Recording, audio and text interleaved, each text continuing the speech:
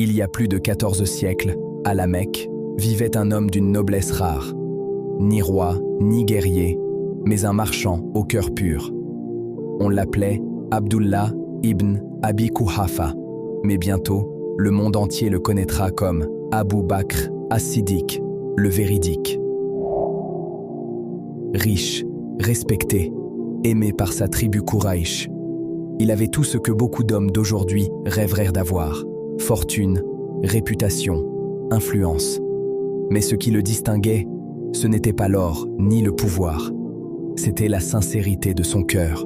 Puis vint le jour où son ami de toujours, Muhammad, annonça la plus grande nouvelle de l'histoire. Allah m'a choisi comme messager. Imagine un instant. Aujourd'hui, si un ami te disait cela, peut-être que tu hésiterais, que tu rirais, que tu douterais.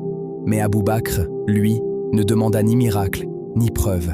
Il dit simplement, sans trembler: « J'atteste que tu es le messager d'Allah. » C'est ce oui, instantané, cette foi sans condition, qui fit de lui le premier homme adulte musulman. Et dès ce moment, il mit tout ce qu'il possédait au service de l'islam. Sa fortune, il l'utilisa pour racheter les esclaves torturés, comme Bilal ibn Rabah, que l'on brûlait sous le soleil en criant « Allah est un ». Son statut, il l'utilisa pour protéger les faibles. Sa vie, il la plaça au second plan, derrière son amour pour Allah et son prophète. Un jour, le prophète revint d'un voyage céleste, l'Isra et le Mirage, racontant avoir vu les merveilles du ciel. Beaucoup se moquèrent de lui. Imagine les réseaux sociaux d'aujourd'hui. Des moqueries, des hashtags, des débats sans fin.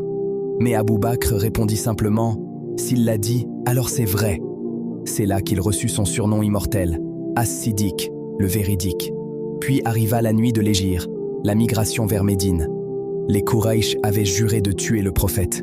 Abu Bakr fut choisi comme compagnon de fuite. Dans la grotte de Thawr, les ennemis les cherchaient juste au-dessus de leur tête. Le moindre souffle, le moindre bruit pouvait les trahir. Et c'est là que le prophète dit à son ami: « Ne t'afflige pas, Allah est avec nous. » Quelle leçon! Dans nos vies, quand tout semble perdu, quand l'angoisse nous dévore, souvenons-nous de ces mots. Plus tard, il participa à toutes les batailles, Badr, Uhud, Tabouk, toujours présent, toujours debout. Dans chaque épreuve, il avançait, même là où beaucoup auraient reculé.